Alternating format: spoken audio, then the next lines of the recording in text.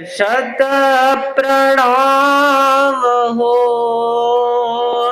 मेरे मानस के स्वामी, तुम एक धाम हो,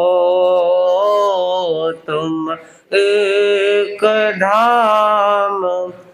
प्रभु पार्षदेव चरणों में, प्रभु पार्षदेव चरणों में शत शत प्रणाम हो मेरे मानस के स्वामी, तुम एक धाम हो, तुम एक धाम। दुनिया में देव लाखों है पूजे जा रहे हैं, पूजे जा। जिन देव इस रस, जिन देव इस रसना में तेरा ही नाम हो मेरे मानस के स्वामी, तुम एक धाम हो, तुम एक धाम। तुमसे नाराग राती क्यों देश और से, क्यों देश और। यह वीतरागता तेरी, यह वीतरागता तेरी मेरा विश्राम हो मेरे मानस के स्वामी, तुम एक धाम, तुम एक धाम। ऋण बनो मैं कैसे उपकार से अहो, उपकार से।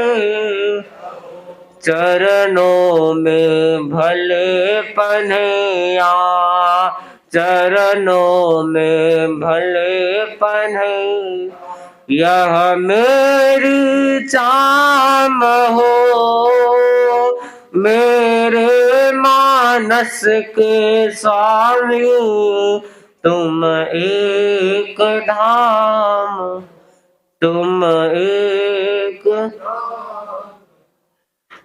पाए एक बार पारस हत भाग जो रहा, हत भाग जो।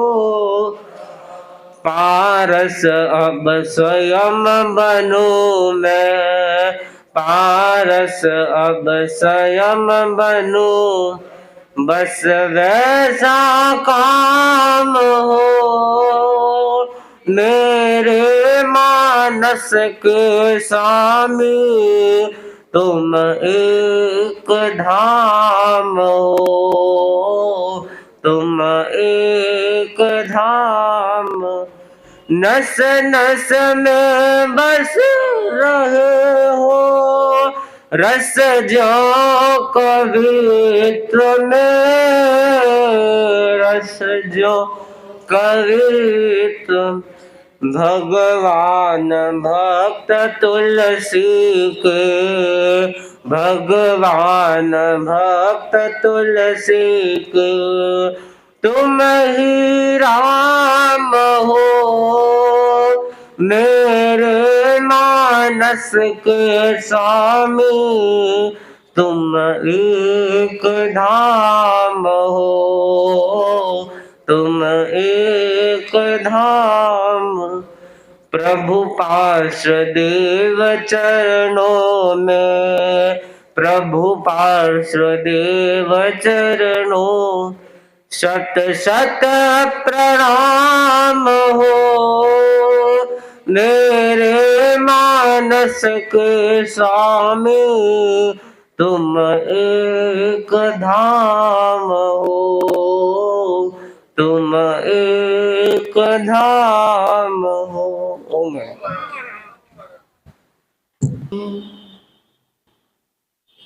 न विद्या स निद्या न वैरग्यं ममत्तेणं नारंभेन दयालुया, नारंभेन दयालुया।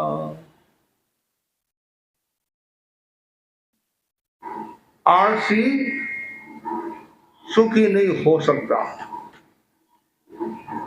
निद्रालु विद्या नहीं पा सकता, ममत्व रखने वाला वैराग्यवान नहीं हो सकता, हिंसक दयालु नहीं हो सकता। पहला बताया गया है आलस्य। व्यक्तित्व विकास का महत्वपूर्ण बाधक तत्व है आलस्य। जहां आलस्य होता है वहां सुख नहीं होता है, शांति नहीं होती है, साधना नहीं होती है। पूछा गया जीता हुआ भी मृत कौन है, तो बताया गया आलसी आदमी जीता हुआ भी मृत है, मृत्यु है। इसलिए ज्ञानी जन बार बार कहते हैं आलस कबू न कीजिए, आलस अरि समझानी, आलस से विद्या घटे बल बुद्धि की हानि। आलस्य करने से बल की हानि होती है, बुद्धि की हानि होती है, विद्या की हानि होती है, और आलस्य से बढ़कर कोई शत्रु नहीं है। जहां आलस्य है वहां घर का वातावरण भी कलहमय हो जाता है। जहां आलस्य है वहां रोग की संभावना बनी रहती है। आचार्य कालगुणी के शब्दों में मेरे साधु को कभी हार्ट अटैक नहीं आएगा। क्यों? आहार विहार निहार, गोश्री जाता है, विहार करता है। पुराने समय में पंछी बाहर जाते थे, निहार श्रम होता है, मेहनत होती है। इसलिए मेरे साधु को सामान्यतया हार्ट अटैक नहीं आएगा। कितनी गहरी बात बता दी। आज जो हार्ट अटैक आता है अनेक कारण है, उसमें एक कारण है सुविधावादी मनोवृत्ति। वो सुविधा दुविधा होगी। कोई भी व्यक्ति श्रम से बचना चाहता है। बहू आ गई, सासू जी सोचते हैं बस अब मैं सासू होगी हूं, मैंने मेरी सासू का खूब काम किया है, अब बहू मेरा काम करेगी, मेरे हाथ पैर दबाएगी, गला नहीं हाथ पैर दबाएगी। ये जो चिंतन है, ये एकांगी चिंतन बड़ा खतरनाक है। हमारे पुराने संत कहते थे मैं मेरी निर्जरा दूसरों को क्यों दूं। इतनी गहरी बात। दूसरों के पास मुझे काम करवाना पड़े तो भी मन में वो ग्लानि का भाव होना चाहिए कि मुझे कराना पड़ रहा है। ये भाव हमेशा रहना चाहिए। दूसरों पर कभी आधारित नहीं रहना। जो व्यक्ति पराश्रित रहता है, दूसरों का आलंबन लेता रहता है, वो शरीर को सामान्यतया स्वस्थ नहीं रख सकता। इसलिए श्रम करो, मेहनत करो, पुरुषार्थ करो, आलस्य को छोड़ो, जीवन को मोड़ो। और प्रभु महावीर ने उत्तराधीन सूत्र में कितना सुंदर फरमाया, समयम गोयम मापमाय। हे गौतम, तुम क्षण भर भी प्रमाद मत कर, आलस मत कर। क्यों? कभी भी आयुष्य का बंधन हो सकता है। यदि आप आलस्य में हो, प्रमाद में हो, भोग में हो, हिंसा में हो, असंयम में हो, उस समय यदि आयुष्य का बंधन हो जाए, सुगति की संभावना नहीं है। इसलिए हर पल हर क्षण सजग रहना, आलस्य हावी न हो। ऐसा कहा जाता है, बेकार मत बैठ कुछ काम किया कर, बेकार मत बैठ कुछ काम किया कर, काम न हो तो धोती फाड़ सिया कर, काम न हो तो धोती फाड़ सिया कर। जीना सीना कहते नहीं, कुछ न कुछ काम करते रहो, नहीं तो आसन ही करते रहो, हाथ ही हिलाते रहो। मशीन को यदि काम में नहीं लेते हैं तो मशीन के जंग लग जाएगी, तो फिर वो मशीन काम की नहीं रहेगी। वैसे ही शरीर को यदि काम में नहीं लेंगे, शरीर के जंग लग गया तो मुश्किल हो जाएगी, लोगों को उठाना भी भारी पड़ जाएगा। ऐसे ऐसे लोग हैं, 300 किलो के, 400 किलो के लोग भी हैं, वो बीमार हो जाते हैं, अस्वस्थ हो जाते, तो ट्रेन आती है, हाँ, उसको लेकर जाती उठाकर ऐसे। हाँ, ऐसा भी अखबार में आया था। शरीर तो जितना हल्का रहता है उतना अच्छा है। कुछ लोग शरीर का मेंटेन भी रखते हैं, खाने पीने में भी सावधानी रखते हैं, घूमते भी है, फिरते भी है, श्रम भी करते हैं। कुल मिलाकर जो आलसी आदमी है वह कभी भी सुख को प्राप्त नहीं होगा। राजस्थानी कहावत है नहीं, अण कमाऊ ने उनो भावे। जो कमाता है उसको तो सब गर्मा गर्म खिलाते हैं, और जो नहीं कमाता वो भी क्या करता है, मम्मी मेरे को भी गर्मा गर्म खिला। बेटा बोलता है, मम्मी तुम पक्षपात करती है, भैया को तो विदाम का सीरा और मेरे को आटा का सीरा भी नहीं। माँ भी कम नहीं, बेटा, बड़ा बेटा छोटा बेटा को मैं भोजन नहीं करा रही हूं, इसको करा रही हूं, ये धन कमा कर लाता है, इसको करा दे। तुम भी धन कमा कर ला, तुम्हारे को भी दाल का सीरा क्या, विदाम का सीरा क्या, और किसी का पिस्ता की चक्की खिला दूंगी, कमा कर ला तो। और ऐसा भी कहा जाता है कि जो व्यक्ति श्रम करता है, बिजी रहता नहीं, बिजी रहता, फालतू विचार नहीं आते, खाली दिमाग शैतान का घर। पुराने समय में एक घर में 10, 15, 20 लोग रहते थे, दिन भर वो बिजी रहते थे, तो फालतू विचार सामान्यतया नहीं आते थे, वासना कामना नहीं सताती, दिन भर वो काम में बिजी। और आज ये समस्या क्यों आ रही है, विशेष काम नहीं रहा, फिर भी लोग क्या कहते हैं, महाराज बहुत बिजी है हम। घर में सदस्य कितने, घर में सदस्य तो 3 है, और नौकर कितने हैं, नौकर भी 3 है, तो क्या काम है आपके। अब तो सारी व्यवस्था है आपके, पोछा लगाने वाली, झाड़ू निकालने वाली मशीन, कपड़े की मशीन आदि सब धोने वाली, सब्जी सुधारने वाली सब। और यदि आपका मूड नहीं है तो नौकरानी 2 फुलके बनाकर दे देगी। अब काम क्या, फिर भी क्या कहते हैं, बहुत बिजी है, बहुत बिजी है। बिजी होना अच्छी बात है, लेजी हो आप, बिजी नहीं हो, लेजी हो, आलसी हो, इसलिए समस्या आ रही है। आप कहते व्यस्त है, हम कहते हैं व्यस्त नहीं, अस्त व्यस्त हो, इसलिए समस्या आ रही है। व्यस्त होना कोई बुरी बात नहीं है, आदमी व्यस्त रहेगा तो अपना काम करता रहेगा, फालतू विचार नहीं आएंगे। गुरुदेव भी फरमाते हैं साधु संतों को, निकम्मे मत रहो, कुछ न कुछ काम किया करो, स्वाध्याय, माणा, जाप, ध्यान, लोगों की सार संभाल, प्रवचन आदि करते रहो, इससे तुम्हारा विकास होगा, आत्मा का उजास होगा, आत्मा में उजास होगा।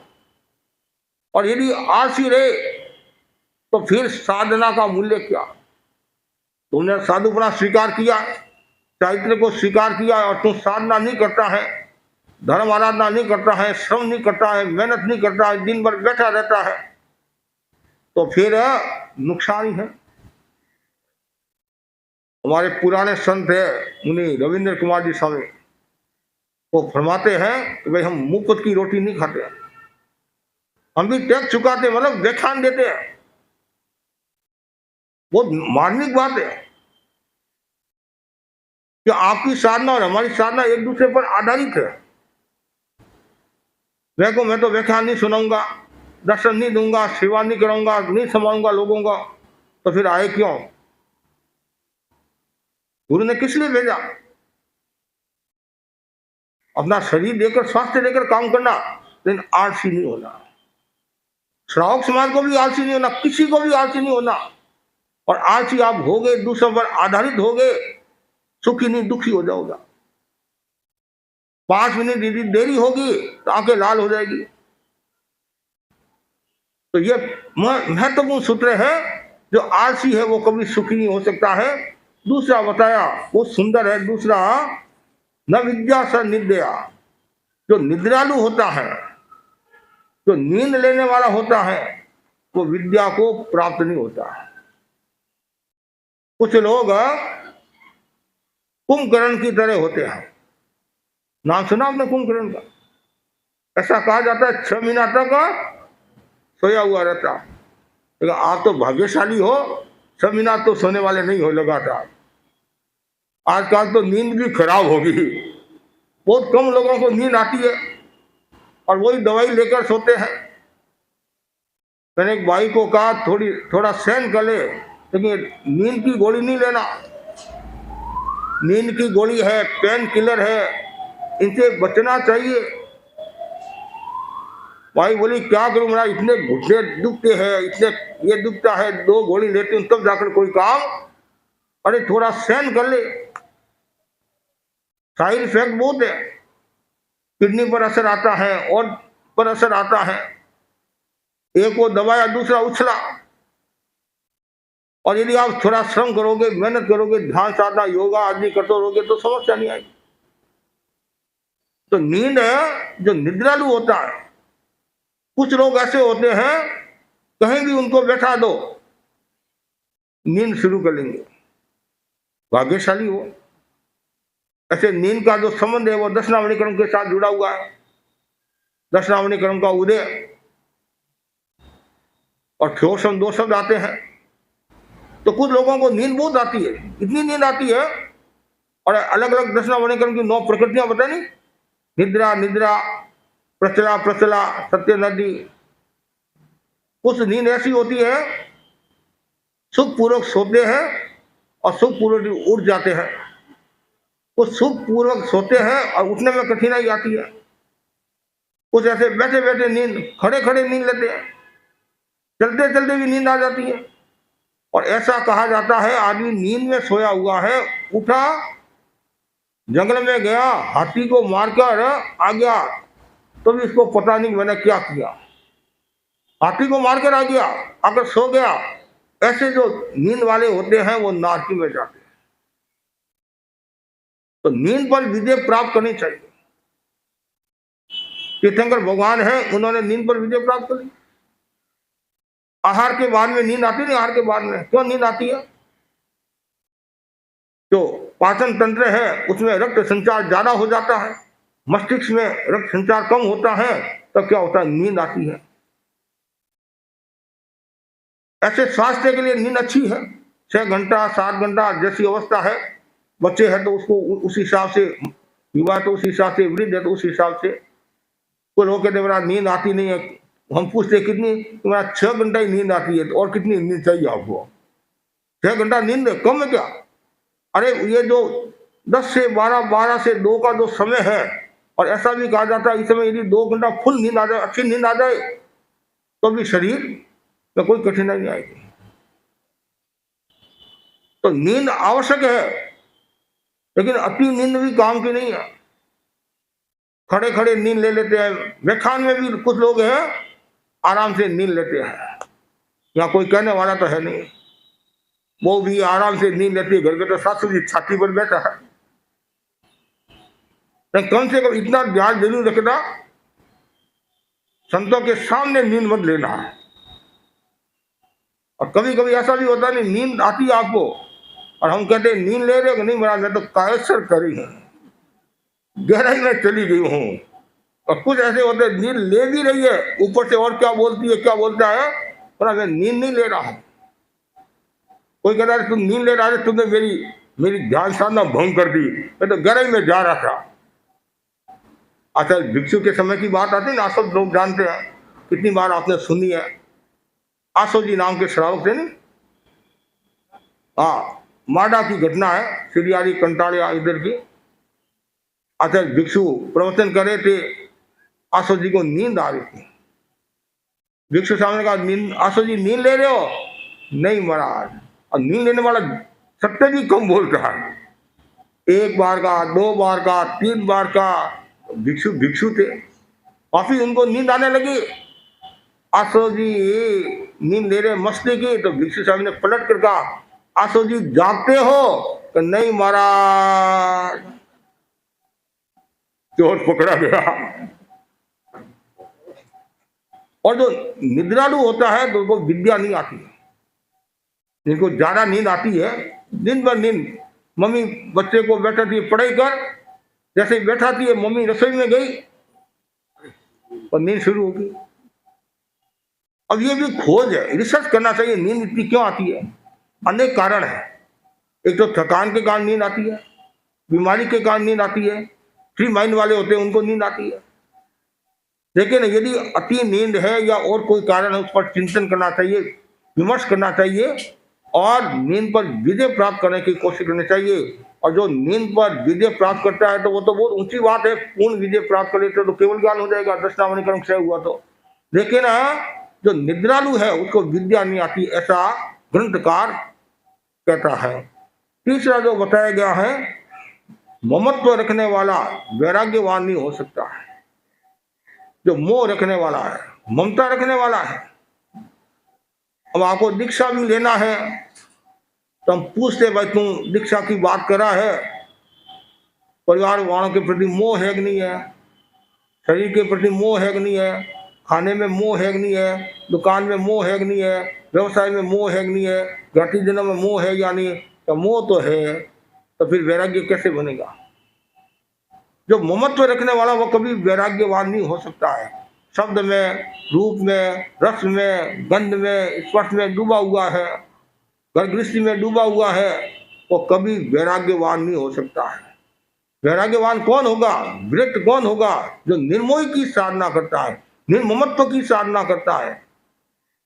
आचार्य भिक्षु के पास में एक बाई आई, महाराज आप मेरे गांव में पधारो, दीक्षा लेने का भाव है।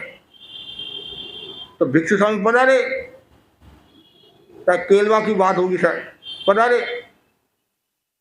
वो भाई आई नहीं दर्शन करने के लिए। स्वामी जी ने कहा वो भाई आई नहीं दर्शन करने के लिए, तो महाराज उसको बुखार आ रहा है। क्या आ रहा है? तो स्वामी जी ने कहा दीक्षा के नाम से तो बुखार नहीं आया, कि बात तो वही हो रहा है। तो बहुत कठिन काम है। एक भाई ने कहा महाराज मेरी माँ का 100 साल पूरा हो जाए उसके बाद मुझे दीक्षा लेना। योग ऐसा हुआ, माँ को 100 साल पूरे हो गए। स्वामी जी पधार गए, अरे भाई तुम बोल रहा था नहीं दीक्षा लेना, दीक्षा लेना तो है महाराज, क्या करूं। मगरा मैंने पहाड़ी इलाका, और मेर जाति होती, मेरनिया मेर जाति होती है, मैं वहाँ दुकान करता हूँ महाराज, और एक दिन भी यदि मैं नहीं जाता हूँ तो मेरनिया कहती है सेठ आया नहीं, सेठ आया नहीं, सेठ आया नहीं।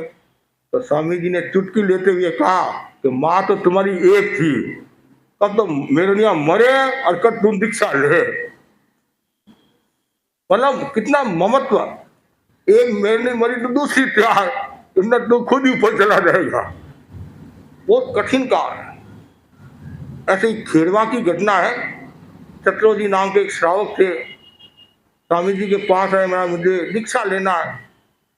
स्वामी जी प्रकृति जानते थे, स्वामी जी दिव्य चित्रकार भाव के ज्ञाता थे और नब्ज को जानने वाले थे, सामने वाले व्यक्ति के भावों को जल्दी पकड़ लेते थे। वो कोई केवल ज्ञानी नहीं थे, लेकिन उनका चिंतन स्पष्ट था और आभास, और ऐसा भी कहे तो अतिशयोक्ति नहीं होगी, विशिष्ट ज्ञान उनके पास था। और लास्ट में तो अवधि ज्ञान भी हो गया, अवधि ज्ञान भी हो गया। स्वामी जी का तो दीक्षा ले रहा है, दीक्षा की बात कर रहा है। कल यदि तुम्हारे परिवार वाले रोने लगे तो तुम रोएगा, मेरे को रोना तो आएगा, तो फिर दीक्षा कैसे? तो बेटी ससुराल जाती है, 20 साल तक घर में रही, फिर ससुराल जाती है, तब तो रोना स्वाभाविक है। और बेटी के साथ में जवाई होने लग जाए तो मेरी पत्नी ससुराल जा रही है, मेरी पत्नी ससुराल जा रही है, तो लोग बेवकूफ कहेंगे।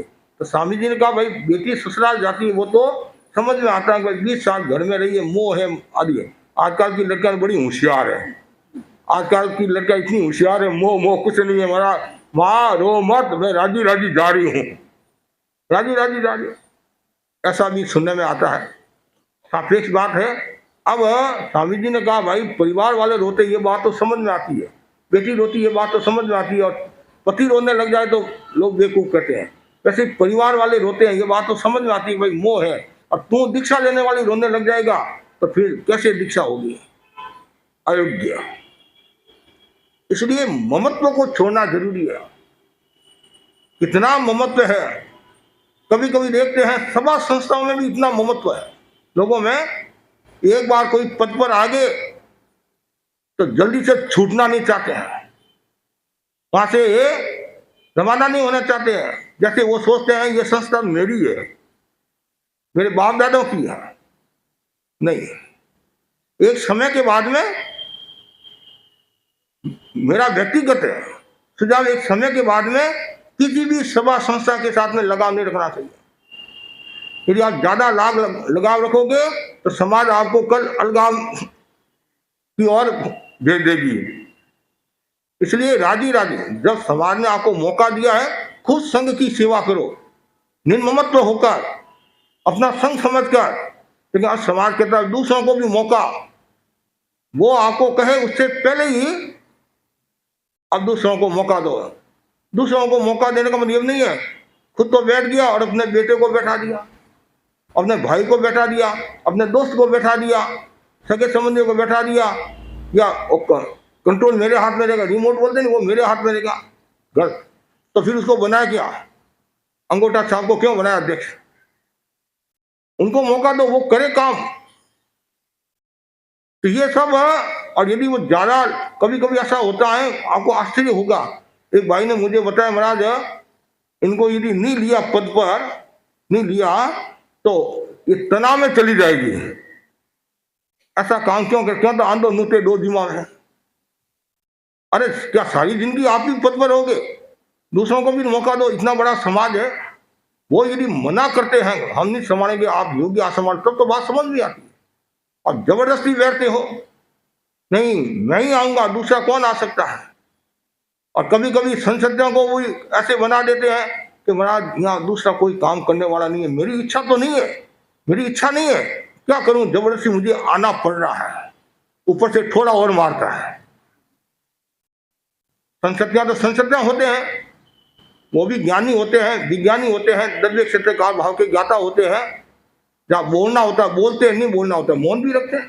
तो इसलिए ममत्व नहीं रखना, न खाने में न पीने में, किसी में ममत्व नहीं है।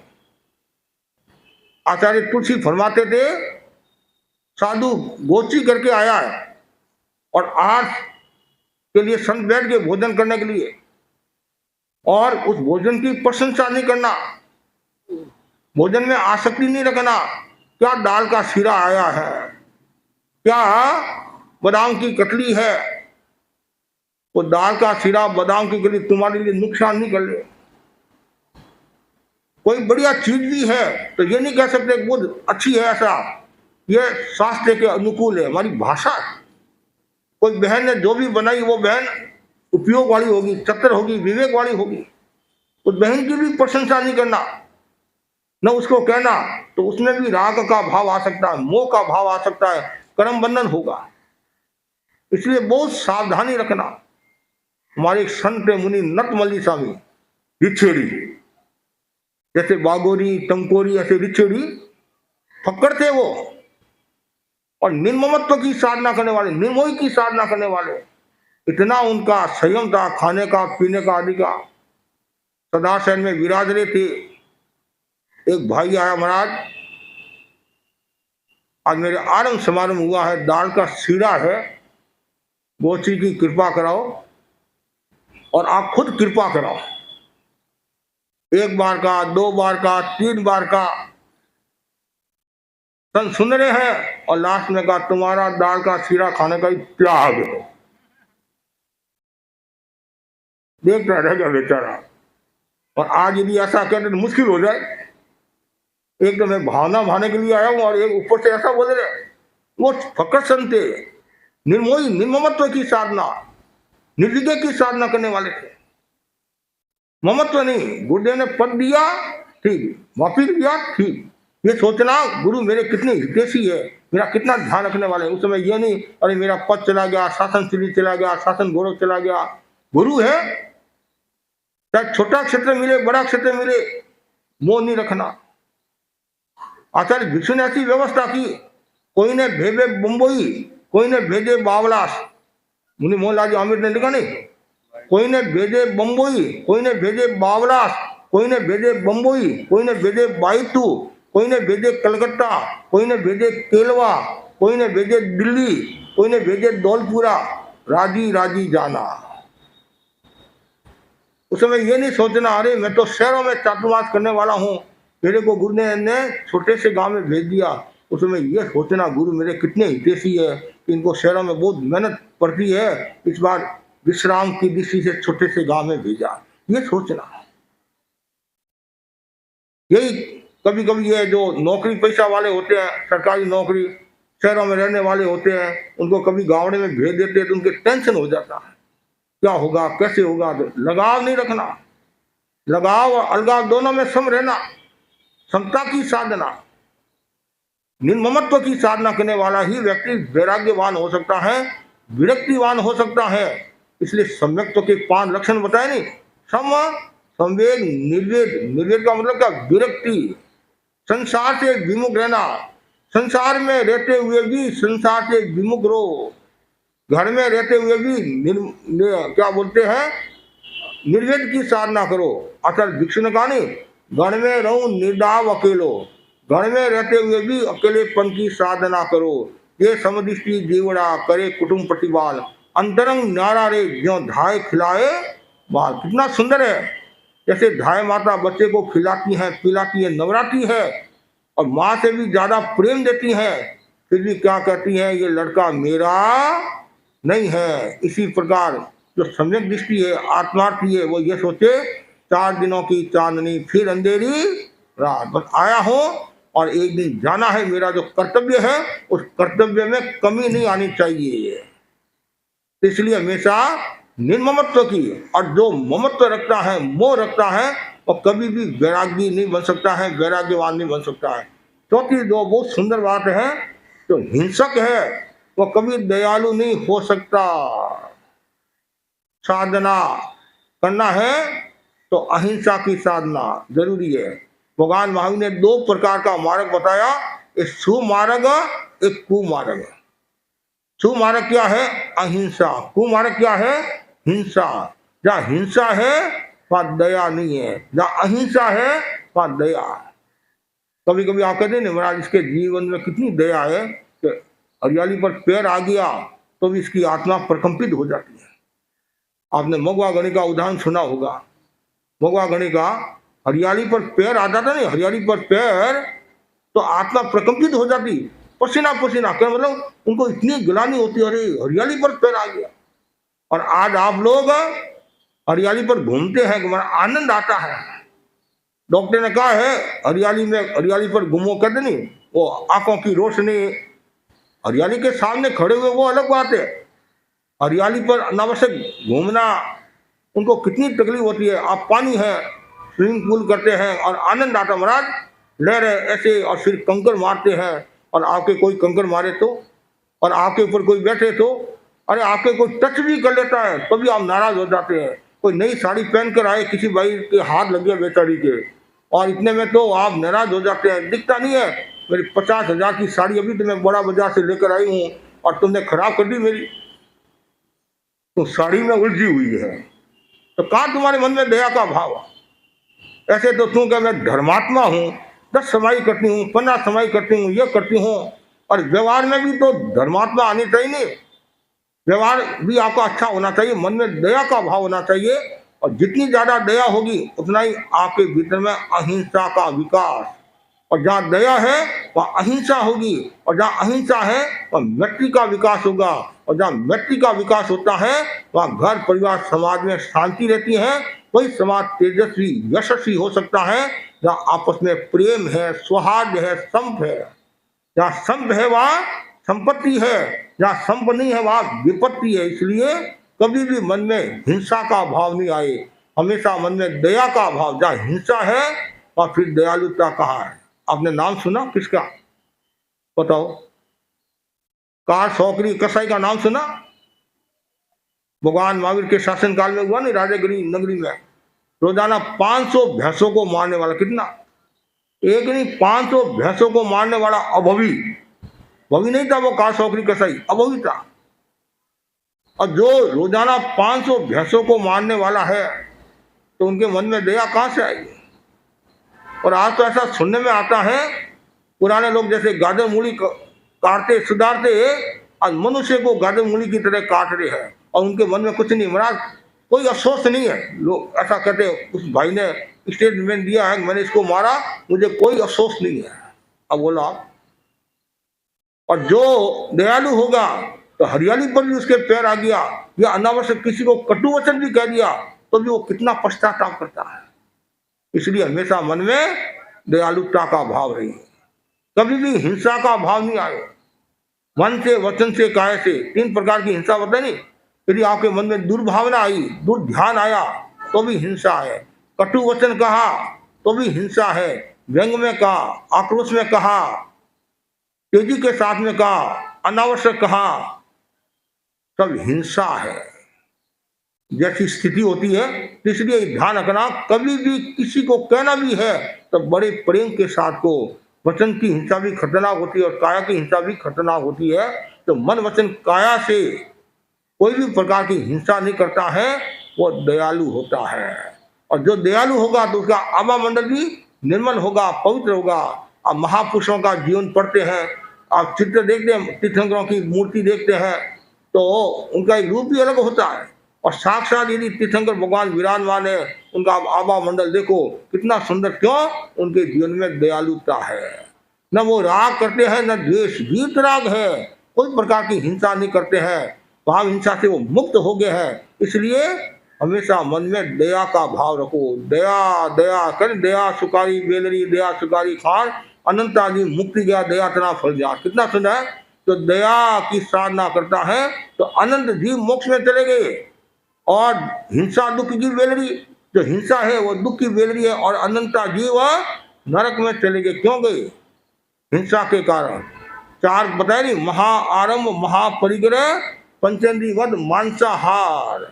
महाआरंभ तो हिंसा में डूबा हुआ है, लोगों को मारता है, पीटता है, तकलीफ देता है, वो जीव मरकर कहा जाता है, नरक में जाता है।